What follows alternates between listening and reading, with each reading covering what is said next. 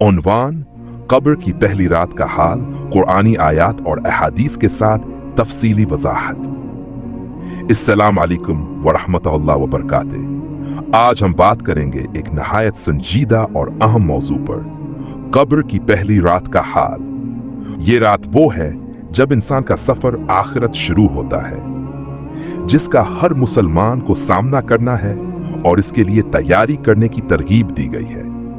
हम कुरान मजीद की आयात, अहादीस और तफसीली वजाहत के साथ इस रात का अहवाल समझेंगे, ताकि हम जान सकें कि हमें इस रात के इम्तिहान के लिए कैसे तैयार होना चाहिए।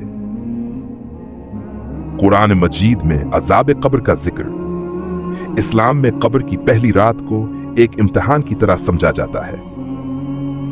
कुरान मजीद में अजाब कब्र का जिक्र मुख्तलिफ मकामात पर आया है, जो हमें बताता है कि बाज लोगों के लिए कब्र का वक्त आसान और बाज के लिए नहायत सख्त हो सकता है। सूरा गाफिर आयत नंबर 46।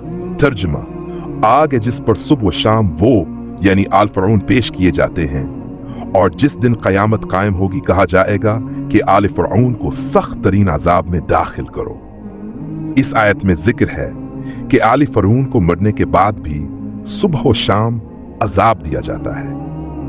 ये इशारा है कि मौत के बाद कब्र में भी इंसान को इसके अमाल के मुताबिक बदला दिया जाता है। सूरा तूबा। तर्जुमा, हम इन्हें 2 बार अजाब देंगे, फिर उन्हें बड़े अजाब की तरफ लौटाया जाएगा।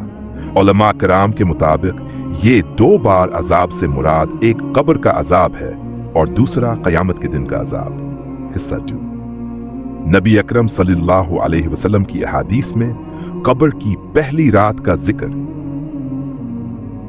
कब्र की पहली रात के अहवाल को नबी करीम सल्लल्लाहु अलैहि वसल्लम ने वाज़ेह किया है और सहाबा कराम को इस बारे में आगाह किया कि ये आखिरत का पहला मरहला है, और अगर इंसान इसमें कामयाब हो जाता है तो अगले मरहले इसके लिए आसान हो जाते हैं।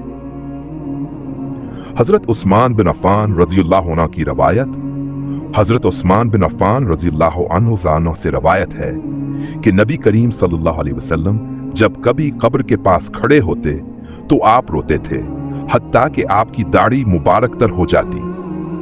किसी सहाबी ने आपसे पूछा, या रसूलुल्लाह, आप जन्नत व जहन्नम के जिक्र पर इतना नहीं रोते जितना कब्र के जिक्र पर रोते हैं।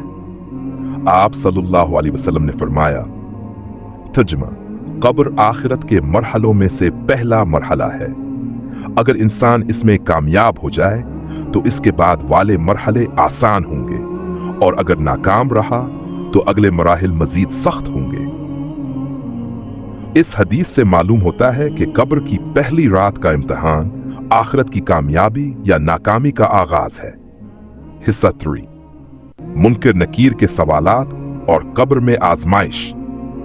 कब्र में जब इंसान को दफन कर दिया जाता है तो 2 फरिश्ते, जिन्हें मुनकर और नकीर कहा जाता है, इसके पास आते हैं और इससे 3 बुनियादी सवालात करते हैं। नबी करीम सल्लल्लाहु अलैहि वसल्लम ने इस वाक़े को बड़ी तफसील से बयान किया है। हजरत बरा बिन आज़िब रज़ियल्लाहु अन्हु की रवायत। हजरत बरा बिन आज़िब रज़ियल्लाहु अन्हु फरमाते हैं कि नबी करीम सल्लल्लाहु अलैहि वसल्लम ने फरमाया, यानी जब मोमिन दुनिया से रुखसत होता है और आखिरत का वक्त शुरू होता है तो ऐसे फरिश्ते उसके पास आते हैं जिनके चेहरे सूरज की तरह रोशन होते हैं। फरिश्ते इससे सवाल करते हैं, तुम्हारा रब कौन है? अगर मोमिन होता है तो वो जवाब देता है, मेरा रब अल्लाह है। तुम्हारा दीन क्या है? मोमिन कहता है, मेरा दीन इस्लाम। ये शख्स कौन है?